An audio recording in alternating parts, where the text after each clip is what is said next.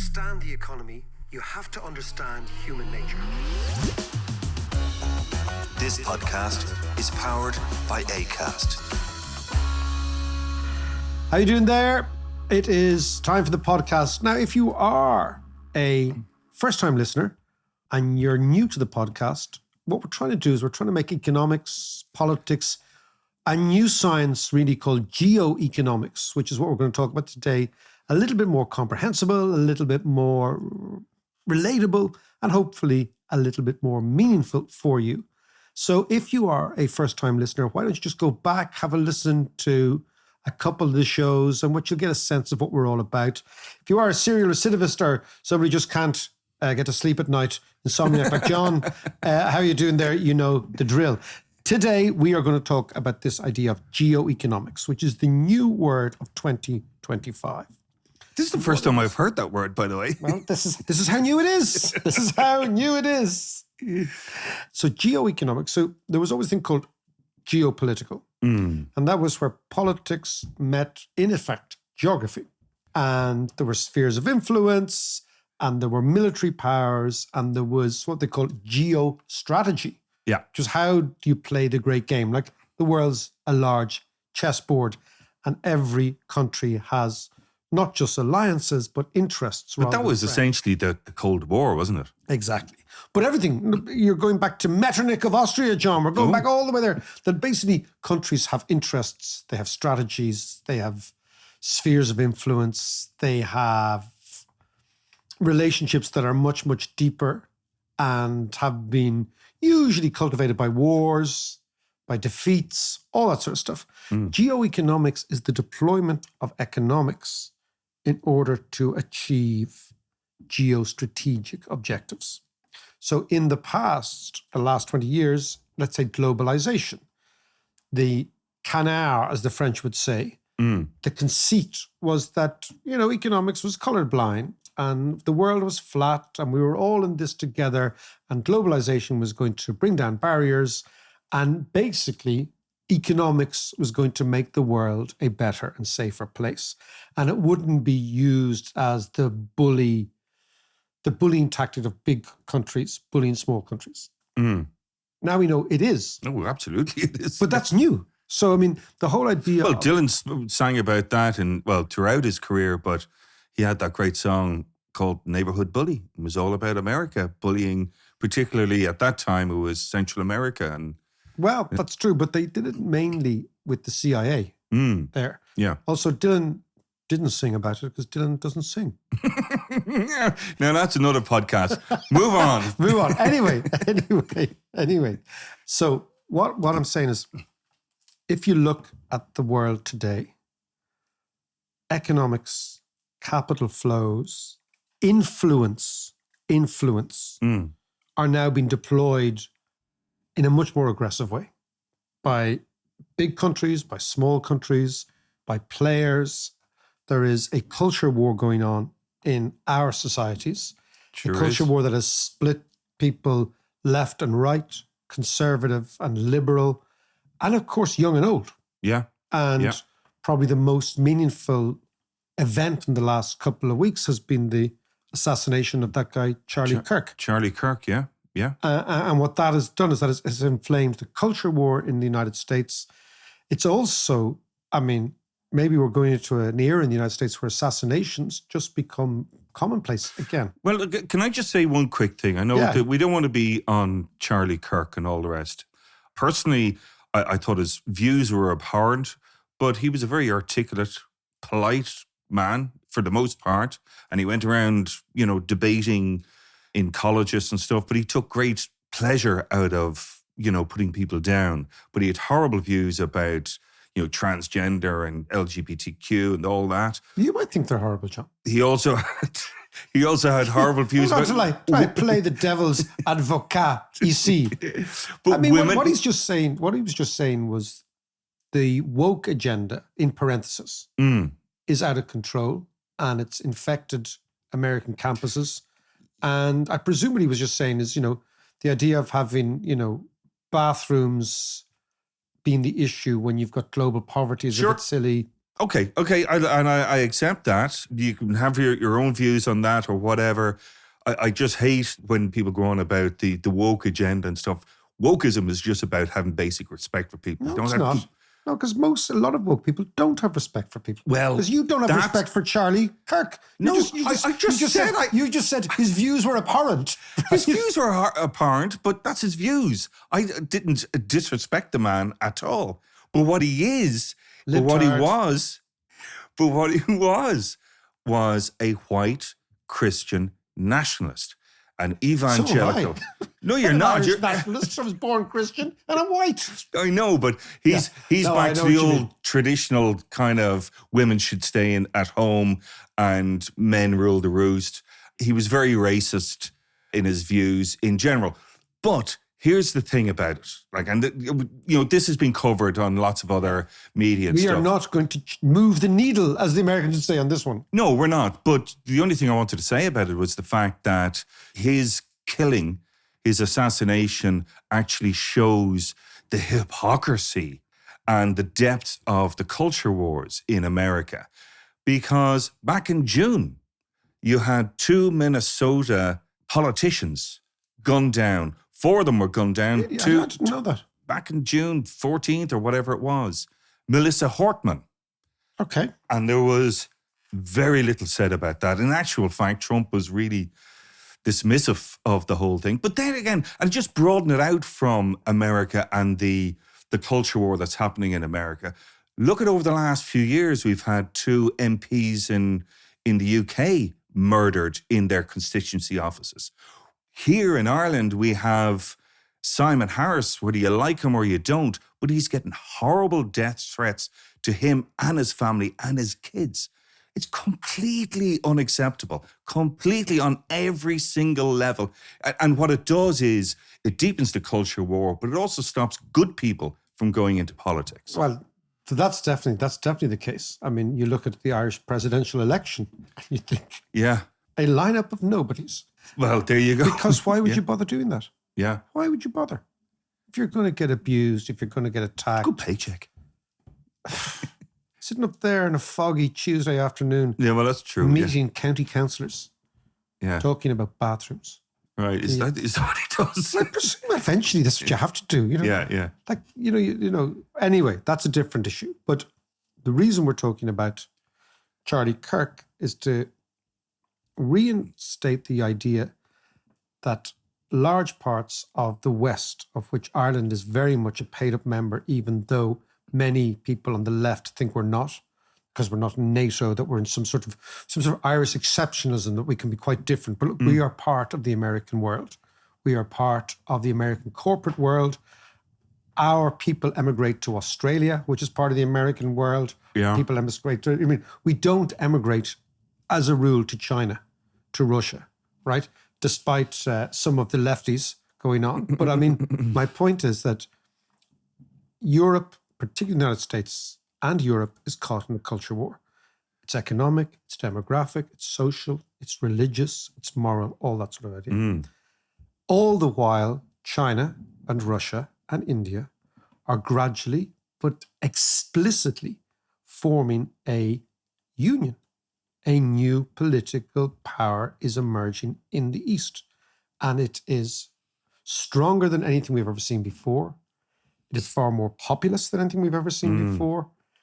Economically, from a manufacturing perspective, it's miles ahead of us. And with Russia in the mix, it has all the resources it will ever need. Yeah. Right? Now think about that. This is the way the world is changing. Meanwhile, we are distracted by our various culture wars. And then which are, by the way, are being exploited by the Russians and the Chinese and the... Of course they are. That's what you do to your enemy. Yeah. And then, of course, you have, on top of that, the issue of Israel-Palestine. So when the Russians invaded Ukraine, it was really, really easy for Europeans to take sides and Americans, because Russia was the big, for most people, Russia was the historical aggressive country. Plucky little Ukraine was attacked on the 24th of February, 2022.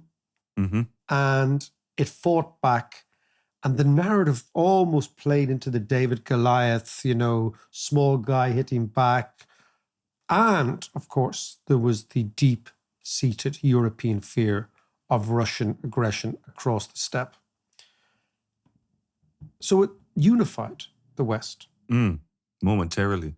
Yeah, I mean, there's the Orbans of this world who are not on the same side. It still is a rallying call for Europeans, and increasingly you see the State Department in America that's thinking, well, you know what? Actually, Ukraine is on our side. And it also galvanized Europeans to think about defense in a different way, galvanized Germany to actually feel that, A, it has to lead at this stage. We saw what happened to defense budgets, all that sort of stuff. Yeah. So morally, that's been a very easy one for most Europeans and Americans. And you find yourselves broadly in alignment on that. Israel-Gaza is completely different. Because Israel-Gaza has driven a massive, massive cleavage right at the center of NATO. Because the European street is completely pro-Palestinian. Yeah. Or you might even say pro-Palestinian, it's anti-killing kids. Well, right? That's more accurate. Do you know what I mean? Yeah. Right? And I think the Americans are dragging their heels on this. I think the European political class will gradually, but definitively, come towards their own populations on this. It's bloody well have to. And I think that what that does is it drives a wedge between Europe and America like never before. So as long as the war in Gaza, it's not even a war in Gaza. I mean, to describe it as a war would be two equal sides. Fish in a barrel. Yeah. So as long as that's going on, as long as the Netanyahu government is explicitly killing people only because they are Muslim and Palestinian, right? And killing people of all ages, right? Europeans and Americans will fall out over this.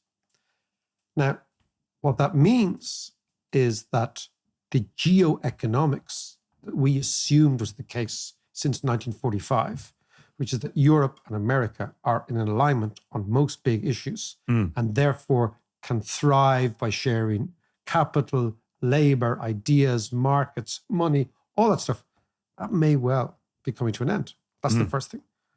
Over a country which is tiny in the global scheme of things. You're talking 6 million Jews, 6 million Arabs, 12 million people. Yeah.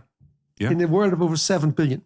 Now, all the while we are getting focused on this conflict, all the while you have what we saw the last couple of weeks. It's China, Russia, India beginning to form the embryo of an alliance. And of course, India has been, America has been flirting with India for the last 2 decades. Because if you go back in history, America sided with Pakistan in the Afghanistan War of 1978-79. Afghan against Russia. Yeah, and the Mujahideen, which are the American-supported fathers of the Taliban, when you think about it, they were operated out of Pakistan with American military hardware. Pakistan and India have hated each other since 1948. Yeah. Since the extraordinary events of the British pulling out of the Raj, Mountbatten. Yeah, Mountbatten. And we draw a line and we'll see how these guys get on. 5 million people were killed in massacres, Muslim against Hindu. Yeah. And I think 17 million people became refugees. Pakistan and India fought various wars at all sorts of skirmishes, Hindu versus Muslim. The largest Muslim population outside of Indonesia is not in an Arab country, it's in India. Yeah. We forget that India has the largest Muslim population outside Indonesia. And of course, Pakistan also split between East and West Pakistan. Yeah. And Bangladesh is the country that was East Pakistan. So the Americans, just to come back to you, so the Americans have been, since George Bush, trying to rebuild their relationship with India, because once they sided with Pakistan, India sided against them. And we also forget that the government of Nehru and the Indian National Congress was a state-supported, almost quasi-socialist government for 40 years, all the way up to Indira Gandhi. Yeah. And of course, they were friends with Russia. So was it Russia who armed India with nuclear weapons and America armed Pakistan? Exactly. Yeah. So it's Russian scientists. Yeah. What a bad idea that was. Well, I mean, again, maybe there is that typical Cold War idea of mutually assured destruction. So if one crowd has the nuclear weapon and the other crowd has, it will actually cancel each other out because nobody's going to fire first. Are they going to fire in the worst possible case? Yeah. The problem now, John, on nuclear is the proliferation of nuclear states. There will be at least 25 nuclear armed states in the next 10 or 15 years. Yeah. Because that's the way it's going to be. Because the lesson from Ukraine, the lesson from Gaza, the lesson from everyone is unless you can obliterate your enemy, they're going to come at you. Yeah. Right, that is the lesson now. And it was very interesting looking at the parade in Beijing with Xi and Putin and Kim Jong-un. Yep. And Modi wasn't there on that particular day. I'm not really sure what was going on there, but the parade was just phenomenal. It was planned right down to a T. Even the microphones in front of them were just perfect. But everything was perfect. But they showed off all their weapons. All their new shit. Yeah. And all their new weapons that America didn't even know they had. And then you compare, what made me laugh was, then you compare that to Trump's military parade that looked like a village fete. It did. But don't underestimate the military power. No, I'm not. I'm just saying they're not as good as parades. Democracies don't do parades as good as totalitarian.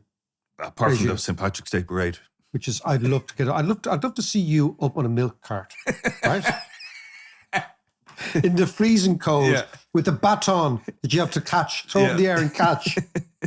Big green hat and me. Exactly, a big leprechaun hat. But anyway, come back. So the embryonic alliance between China, India, and Russia is something that the West should be extremely cautious about. Now, there are people like me who think, we can actually live in the one world. We can do it. We don't necessarily have to be enemies.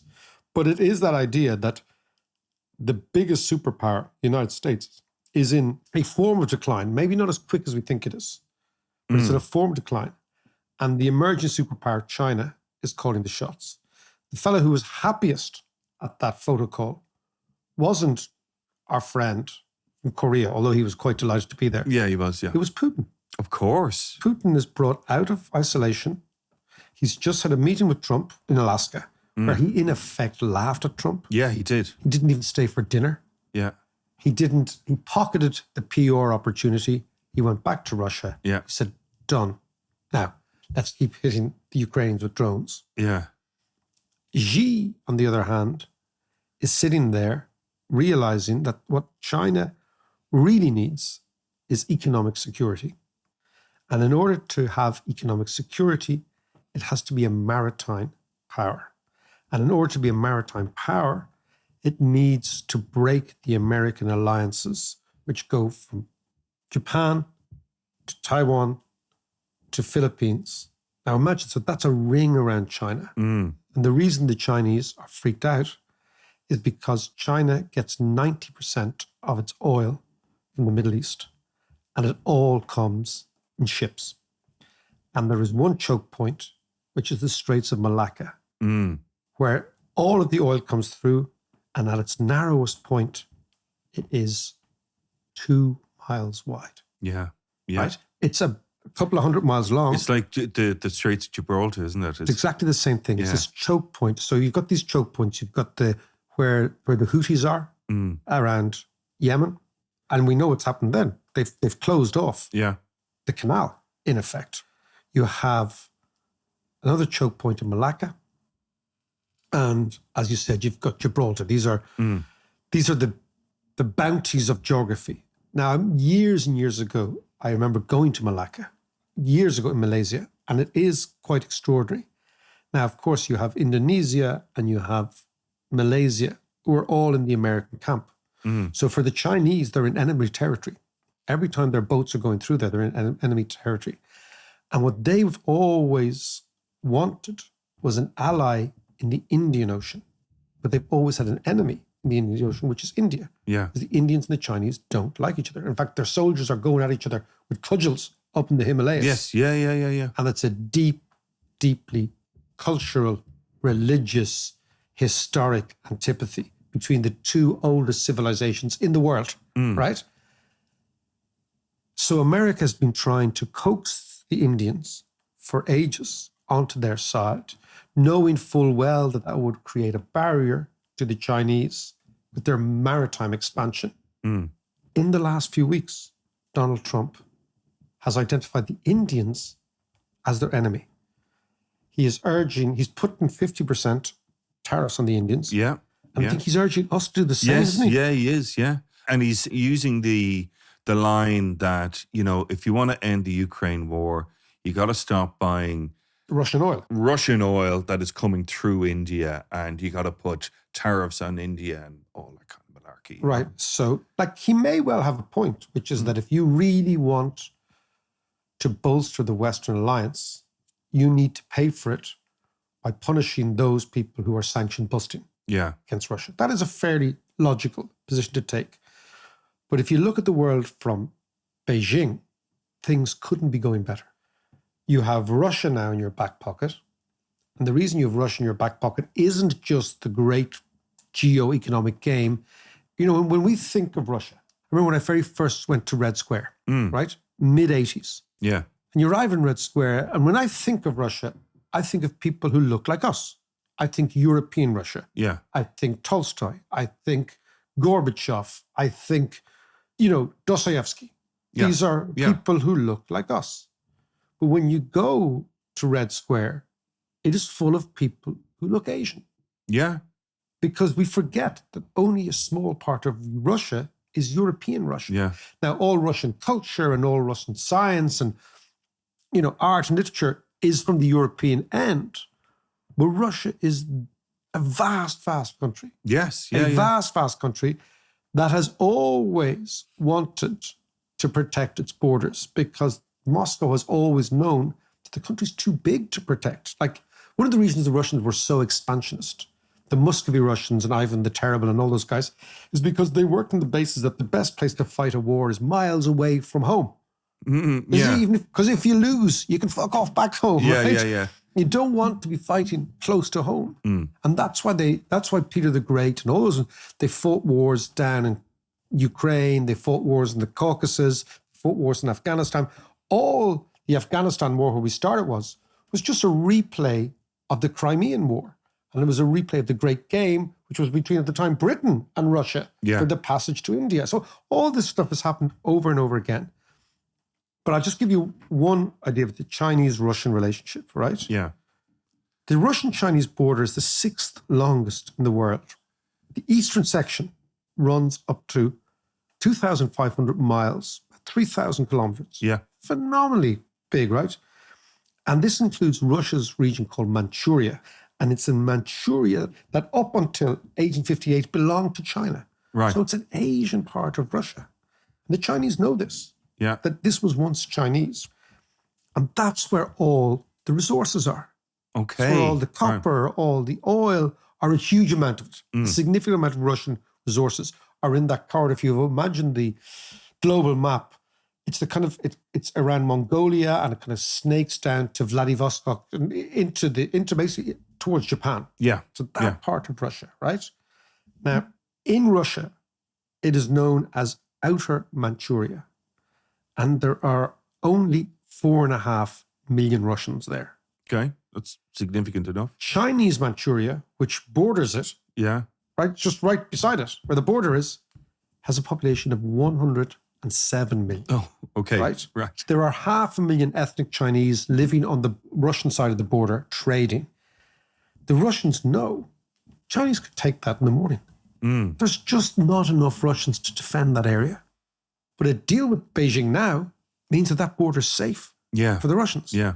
So again, by pushing the Russians and the Chinese together, what we have done is facilitated the peaceful coexistence of two cultures that were up until recently implacable enemies. Even under communism, they weren't good mates. Yeah. Well, I suppose this is what both a lack of education and arrogance does. Oh, you know, I'm talking about Trump. You're always talking about poor old Donny. Give him a break. But he's as a white Christian nationalist. Jesus Christ. So he doesn't actually see the bigger picture or the long-term view, as far as I can work out.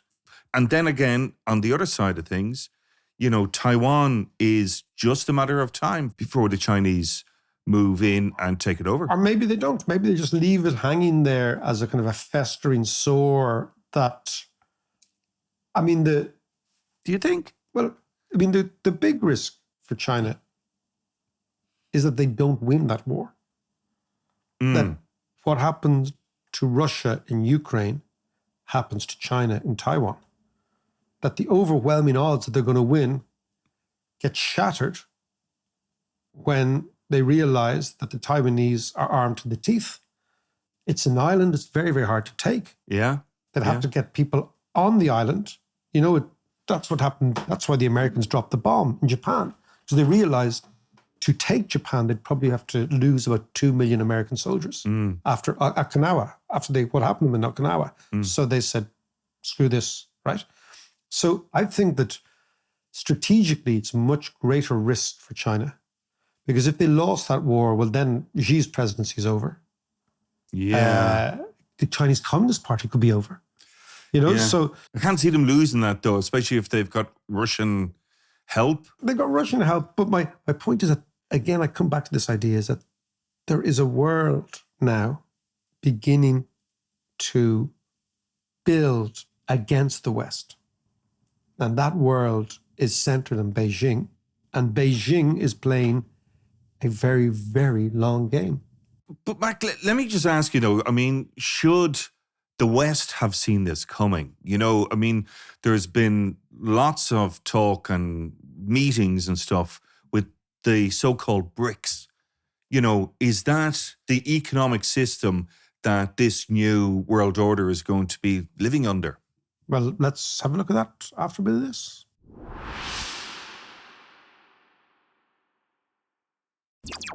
So, Mac, the West in a culture war and being split ideologically and morally because of Ukraine and Israel, Gaza and all the rest. And on the other side, then we have, as we've just talking about, the new strengthening alliance between Russia, China and India. And of course, that fella up in North Korea as well. But is this something that we should have seen coming under the guise of the BRICS? Yeah, it's interesting to see it coming. I mean, I think this is just the way the world works. I think that we've said it before in the podcast, living through a period where the baton is moving from one global regime to another. And the global regime that you and I have been brought up on has been largely Pax Americana. Yes. That the Americans were top dogs. They were broadly our culture. They spoke our language. Yeah. We watched their movies. We listened to their rock and roll. We drank their Diet Coke and their Pepsi and this, that, and the other. And they were like for a lot of Europeans, West Europeans, a dependable big brother that largely did the right thing. Then I think the European left in the 1970s and 1960s became infected with an anti-American post-colonial. The irony is that the Americans started as the most interesting post-colonial country.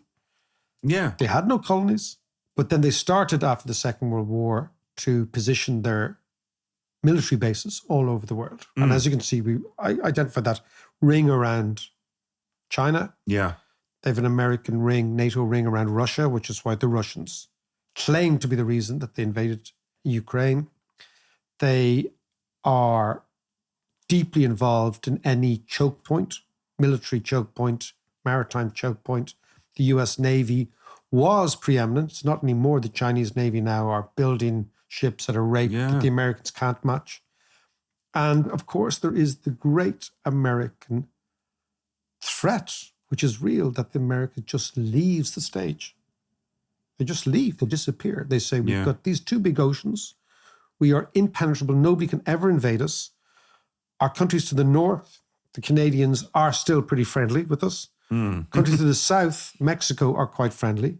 So any attack in America has to come from north or south. It's highly unlikely. Yeah. So they're impregnable. Whereas that's not the case for China. That's not the case for Russia. And the big fear is that the Americans just say, we couldn't be bothered. We're self-sufficient in energy. We're self-sufficient in food.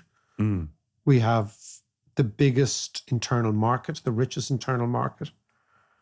I mean, this is the fantasy world of many MAGA people. Yeah, it is. This is where they want to go. But I suppose that if they have such a deep, nasty culture war that divides the country, it could implode into some class of a civil war that weakens them anyway. Well, the MAGA guys want to win the culture war. And if you take the response of the Democratic Party as to be the front line of liberalism, I mean, it's appalling. Yeah, it is. They've been outfoxed, outmaneuvered, outthought,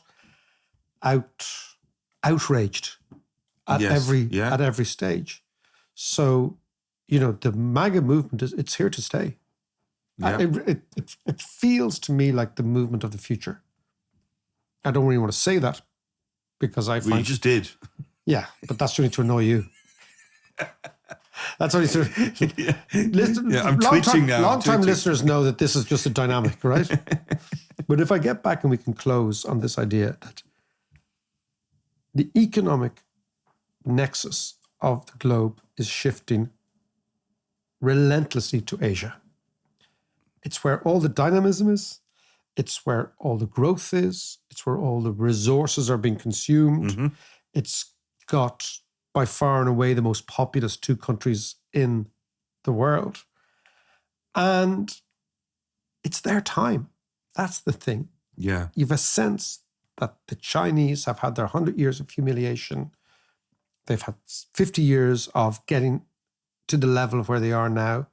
The Indians see that. They say, we want a bit of that action, actually. That's good. That's what we like. Can we bury the hatchet with the Chinese? Yeah, maybe we can. But certainly if the Americans keep humiliating us and egregiously inflaming us, well, then we'll cut a deal with the Chinese. All the while the Russians, who want to be taken seriously as a world power, but are not a world power. But they're a world power in the sense that they've got nuclear warheads and they've got petrol. They will always be a great ally to somebody because they will be able to fuel the economic growth and the expectations of those people because of their fossil fuel. It's not a monopoly, but they're very significant. I mean, the Russians are the biggest producers of oil in the world. So what I think is we are seeing this alliance emerging before our very eyes. But if you say that, there is the risk of perhaps America leave the stage, even if they don't leave the stage, it seems to me that the big loser here is Europe. Yeah. Well, in fairness, Europe has been the big winner for the last 400 years. Yeah. So if you look at it in the long context, the idea is that eventually Europeans get too lazy, too chilled out, too much camembert, too much red wine, all the good Too old as well. Too old. Demographically. Maybe. I mean, the Chinese could get older quicker than us. That's another interesting side. And that's why I think the Chinese are accelerating all this. Right. Because they know that their population's getting old, that this is their moment. Yeah. I mean, if I were Chinese strategist, I'd say, this is our moment. Because this is when we're at our most powerful. And ironically, because they have never fought a war with a foreigner or haven't for a long, long time, the threat of the Chinese army is possibly greater than the reality. Because you don't know what they're like. The Americans have been fighting since 1945. Yeah. Very unsuccessfully, it must be said. But they have been fighting. So I think that the Europeans will conclude that Europe, because we are Europeans, is a gradual, slow decline from a fantastically wealthy position of power, of influence, of cultural heft, and of tolerance. Yeah. I mean, there was probably no better place to be born ever in the history of humanity than in Western Europe in the last part of the 20th century. You won the lottery. Yeah. You lived longer, lived healthier, you lived in nicer houses, you lived in nicer societies. It was a lottery win in terms of human history.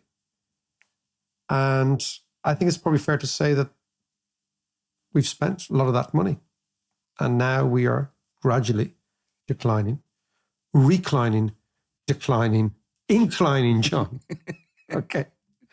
But I think that's what's happening. I just think what we're seeing is the superpower in the East that everyone warned about, worried about, fretted about, was anxious about for years and years, since Marco Polo. Yeah, yeah. And now it's here.